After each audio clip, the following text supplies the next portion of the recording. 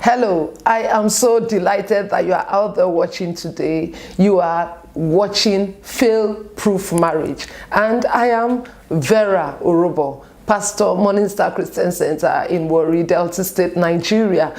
And I am really excited because God is doing awesome things through these videos. I just want to encourage you to tell your friends about it, share it on your social media handles, and I'll be so excited for you to do that. I'm sure your friends will thank you for it as well. We are talking everything about marriage and what God's word says about it. Today, I want to talk to you on what God says about marriage. Yeah, what God says about marriage. Probably in the next 2-3 videos, we'll be talking about what God has said about marriage. Now, I want to read God's word. You know, the word of God must be the foundation for everything you do in your life. Jesus was speaking one time. He said, the seed is the word. Now, so the seed for your marital bliss, the seed for your healthy, robust family is the word of God.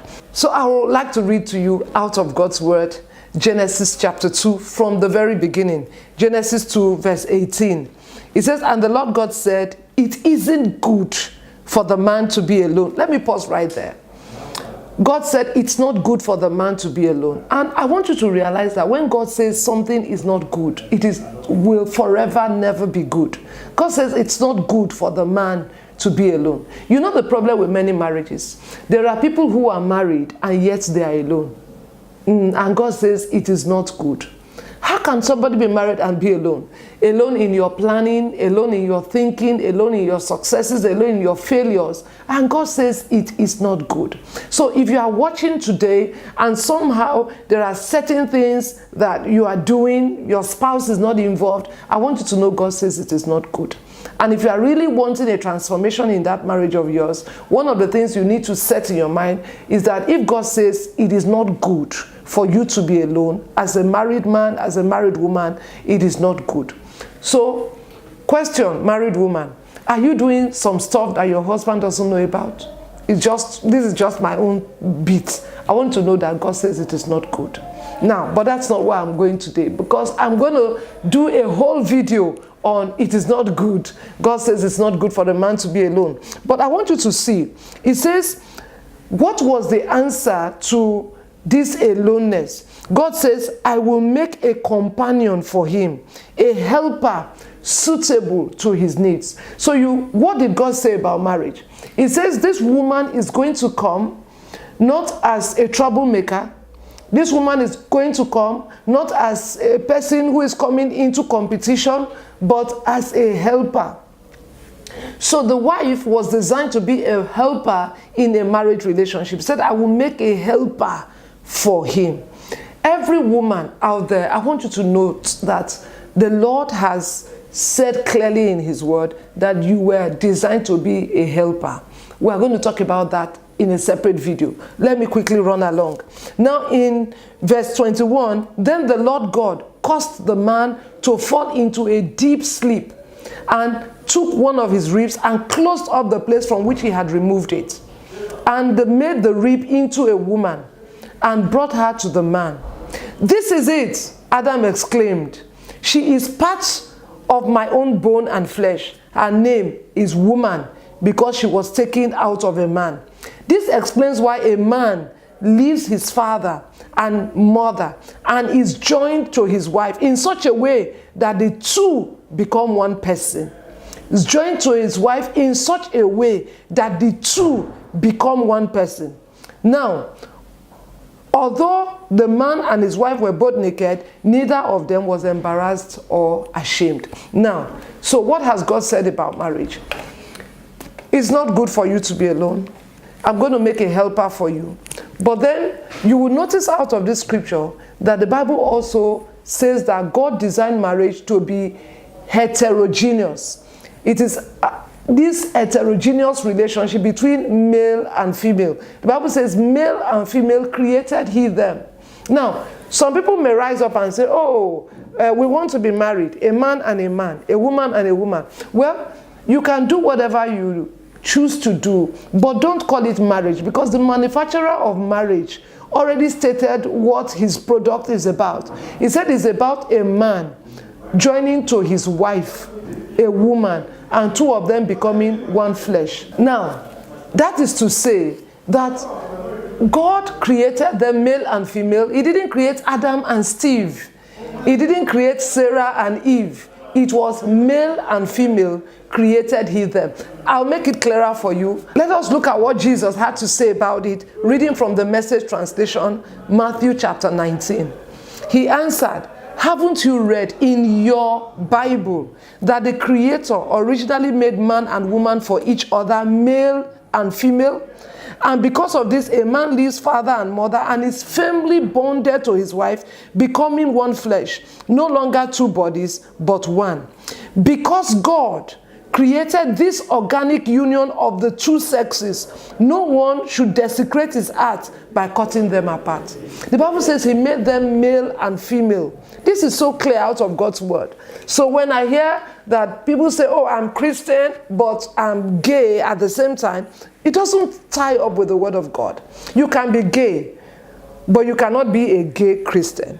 It doesn't agree with God's word. Now, the second thing you see out of the scripture we have read is the fact that God created marriage to be monogamous. Monogamous relationship. That is, one man and one woman make up a marriage. You know, the other day somebody said to me that he heard a pastor preaching, and the pastor said, there are so many girls there who don't have husbands, so polygamy, there's nothing the Bible has to say about polygamy. It's allowed.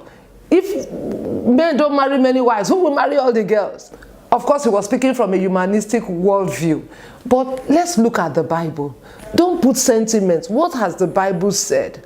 The Bible says, a man shall leave his father and mother and cleave to his wife. God is very clear about these things. So marriage was not designed to be polygamous. It's monogamous. Then the other day somebody was saying, but what about people like Solomon who married 8,000 women? I'm like, okay. Jesus was saying one day, he said the reason why you err is because you don't know the scriptures.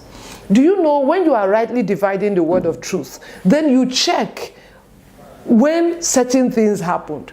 Now, if you want God's original intent for marriage, where you need to check is Genesis 1 and Genesis 2. That's where you see God's original intent. Genesis 3, there was the fall. From Genesis 3 to the coming of the Messiah is remedial. In other words, if you look at Matthew 19, Jesus said, because of the hardness of your heart, Moses said you could divorce your wife. But from the beginning, it was not so. So if you are out there and you have this worldview that I can marry more than one wife, it doesn't really matter. Scripture supports it. I say no.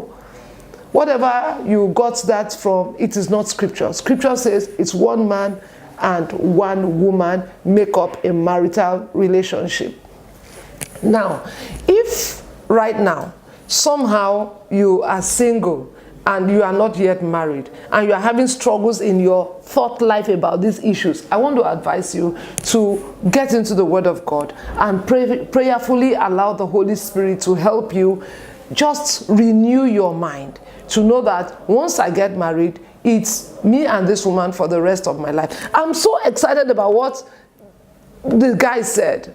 I mean, Adam himself. When he saw his wife for the first time, he said, this is it. You could see that excitement. This is it. Now, this is it is supposed to last a lifetime. That is to say that God wants you to be forever, while you are here on earth, excited about that woman you married, excited about that man you married, regardless of what's going on. I want to say to you that these are God's thoughts about marriage, and it's something you need to deeply think about. Before I go away today, I'd like to pray for you. Probably you are out there and somehow in your marriage you are checking, is everything going the way it should? Oh, I wish it was better. Yes, it can be better. But the only way it can be better is when you make up your mind that you are going to go by way of the Word of God. The other time I was talking to a married woman and she said, I beg, put Bible aside, let's be practical. And I laughed, even though it wasn't a laughing situation. Because if you say put Bible aside, excuse me, On what principles then are you going to run your marriage? The Bible is the focus. The Bible is the manual. Do you understand what I'm saying? So you can't put it aside and somehow want your marriage to work. Now, so I'm going to pray for you. If you're out there, you're married, I just pray for each married person right now. I pray for strength to go by way of God's word. I pray for the grace of God to be released mightily into your marriage. I pray for wisdom from God to guide your home and your marriage. I'm just asking the Lord to just preserve that marriage, make it all that it was born to be in the name of Jesus. And I pray for you people who are single watching today, that the Lord himself will guide your steps. You will not make a mistake in choosing a life partner in Jesus' name.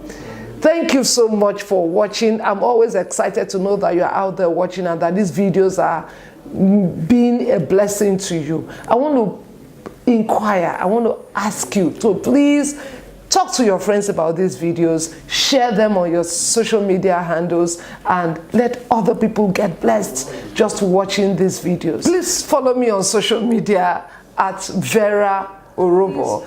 Watch out for the next videos because it's going to be absolutely life transforming. God bless you.